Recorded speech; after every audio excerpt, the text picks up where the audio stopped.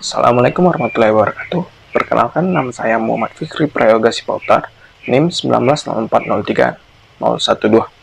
Di sini saya akan menjelaskan mengenai prinsip dan proses-proses manajemen. Baiklah, di sini saya akan menjelaskan mengenai konsep dan proses manajemen. Pertama, pengertian manajemen. Secara etimologis, kata manajemen berasal dari bahasa Inggris yakni management, yang dikembangkan dari kata to manage, yang artinya mengatur atau mengelola. Kata manage itu sendiri berasal dari bahasa Italia, manegio, yang diadopsi dari bahasa Latin, managiare, berasal dari kata manus, yang artinya tangan. Sedangkan secara terminologi, terdapat banyak sekali definisi yang dikemukakan oleh banyak ahli. Manajemen menurut Geyer Terry adalah sebuah proses yang khas, yang terdiri dari tindakan-tindakan perencanaan, pengorganisasian, penggerakan, dan pengendalian yang dilakukan untuk mencapai sasaran-sasaran atau tujuan-tujuan yang telah ditetapkan melalui pemanfaatan sumber daya manusia dan sumber-sumber lainnya.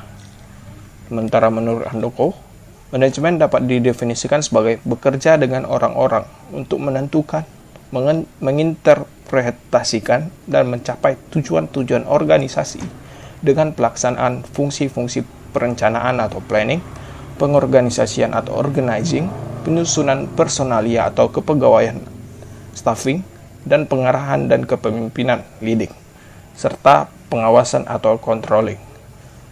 Maka dari definisi-definisi tersebut dapat disimpulkan bahwa manajemen adalah serangkaian kegiatan merencanakan, mengorganisasikan, menggerakkan, mengendalikan, dan mengembangkan segala upaya dalam mengatur dan mendayagunakan sumber daya manusia, sarana, dan prasarana untuk mencapai tujuan organisasi yang telah ditetapkan secara efektif dan efisien. Di sini ada bagan. Bagan di sini menjelaskan bahwa kegiatan atau proses manajemen itu terdiri atas perencanaan, pengorganisasian, pengarahan, dan pengendalian. Nah, siapa yang melaksanakan proses itu disebut dengan manajer. Proses ini menggunakan sumber daya. Sumber daya tersebut melalui proses ini untuk mencapai tujuan organisasi yang efektif dan efisien.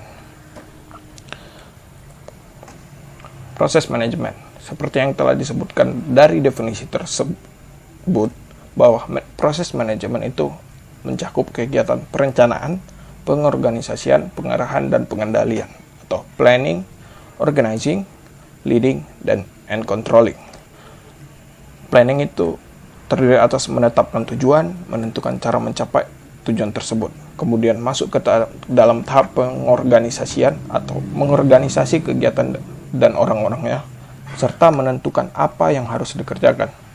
Kemudian pada tahap pengarahan ada kegiatan membuat orang bekerja secara optimal dan memotivasi dan mengarahkan orang-orangnya. Dan tahap terakhir adalah pengendalian. Di sini ada proses monitoring serta memastikan tujuan telah tercapai atau disebut dengan review. Apabila tujuan tersebut tidak bisa dicapai, maka akan ada rencana-rencana baru atau planning baru yang dilakukan oleh manajer untuk mencapai tujuan yang telah ditentukan tersebut. Nah, pada bagian ini tanda panah gelap menunjukkan urutan kegiatan secara teoritis yang dimulai dari perencanaan kemudian langsung berakhir ketika mencapai pengendalian. Kemudian berputar lagi ke perencanaan. Sementara pada panah yang putih menunjukkan urutan yang lebih realistis yang terjadi di praktik manajemen. Apa maksud dari lebih realistis ini? Maksudnya adalah bahwa pada praktiknya kegiatan manajemen itu cukup fleksibel, tidak harus terpaut dengan bagan ini. Setelah perencanaan harus pengorganisasian, pengarahan, pengendalian. Tetapi jika terdapat kendala dalam proses tersebut, bisa kembali jauh. Misalnya pada proses pengorganisasian terdapat kendala, bisa kembali ke proses perencanaan tanpa harus melanjutkan ke proses pengarahan.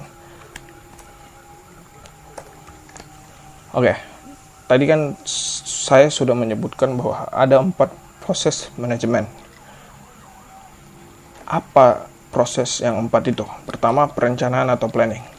Perencanaan berarti kegiatan menetapkan tujuan organisasi dan memilih cara yang terbaik untuk mencapai tujuan tersebut. Pengambilan keputusan merupakan bagian dari perencanaan yang berarti menentukan atau memilih alternatif pencapaian tujuan dari berbagai alternatif yang ada. Organizing dan staffing atau pengorganisasian. Ini adalah tahap berikutnya dari planning. Pengorganisasian dapat diartikan sebagai kegiatan yang mengordinasi sumber daya, tugas, dan otoritas di antara anggota-anggota organisasi agar tujuan organisasi dapat dicapai dengan cara yang efisien dan efektif. Kemudian, leading atau pengarahan. Setelah struktur organisasi ditetapkan, orang-orang yang ditentukan.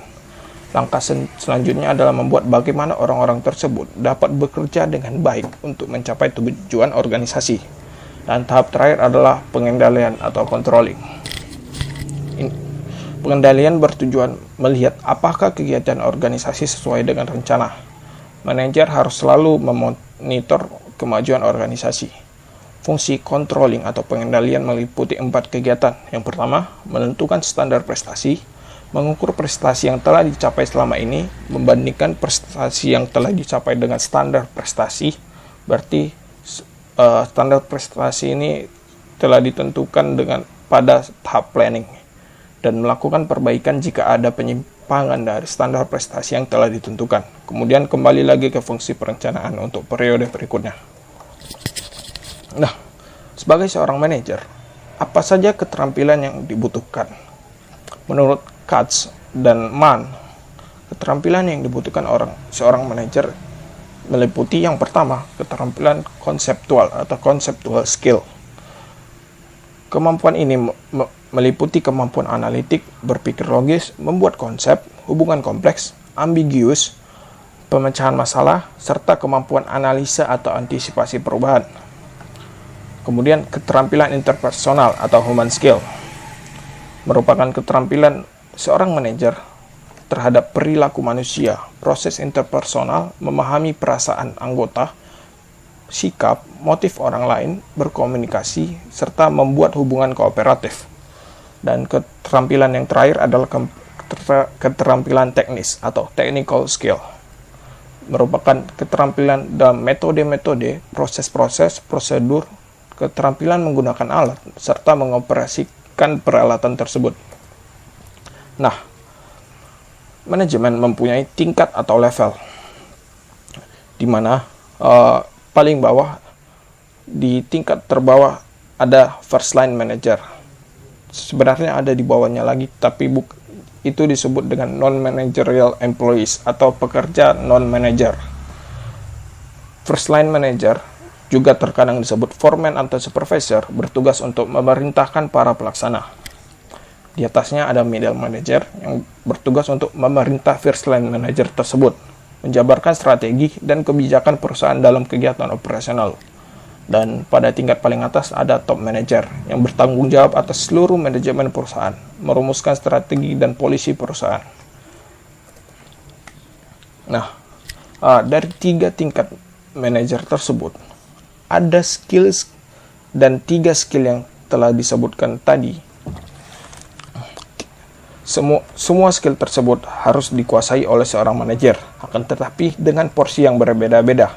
Seperti seorang top manager harus menguasai conceptual skill lebih daripada human skill dan technical skill. Jadi seorang top manager lebih membutuhkan conceptual skill, sementara middle manager membutuhkan semua skill tersebut dalam porsi yang sama. Sementara supervisor kurang membutuhkan conceptual skill, tetap membutuhkan human skill dengan porsi yang cukup, dan membutuhkan technical skill dalam porsi yang besar. Oke, selanjutnya peran manajer menurut Mintzberg. Sebagai seorang manajer pasti memiliki peran. Itu pertama, peran interpersonal. Seorang manajer berperan untuk meningkatkan efektivitas kelompok. Sementara peran interpersonal ini mempunyai 3 subperan, yaitu figurehead, leader, dan liaison. Apa itu figurehead? Figurehead memiliki peran untuk tampil pada acara formal atau melaksanakan tugas sosial. Leader, sebagai seorang manajer, dia juga disebut sebagai leader atau pemimpin yang bertanggung jawab untuk memotivasi dan mengarahkan bawahan-bawahannya. Kemudian sebagai liaison, untuk menjaga hubungan dengan pihak yang terkait dan menyediakan informasi. Seorang manajer juga mempunyai peran informasional, yaitu untuk menerima dan mengkomunikasikan informasi. Subperannya adalah disseminator, monitor, dan spokesperson. Disseminator bertugas untuk menyalurkan informasi kepada yang membutuhkan, di mana informasi yang dikirimkan dapat saja telah ditafsirkan oleh manajer yang bersangkutan. Sebagai monitor, bertugas untuk mencari dan menerima informasi, dan spokesperson menyampaikan tentang kebijakan, strategi, serta rencana perusahaan. Peran pengambilan keputusan, yaitu berperan untuk menentukan pilihan dan mengambil tindakan yang akan dilakukan oleh perusahaan. Ada subperannya entrepreneurs, disturbance handler, resource allocator, dan negotiator. Sebagai entrepreneurs, bertugas untuk mencari peluang bisnis untuk memulai proyek baru atau proyek perbaikan untuk perubahan. Sebagai disturbance handler, mengambil tindakan koreksi bila terjadi penyimpangan. Dan kemudian resource allocator, bertugas untuk menentukan alokasi sumber daya, menyusun jadwal dan anggaran, serta menentukan prioritas yang harus dipilih oleh perusahaan. Dan terakhir, negosiator, melakukan proses negosiasi, baik dalam bentuk kontrak, penjualan, pembelian, dan anggaran. Cukup sekian hasil presentasi saya. Sebentar, mohon maaf. Cukup sekian hasil presentasi saya. Apabila ada kata-kata yang salah, saya mohon maaf. Sekian dan terima kasih.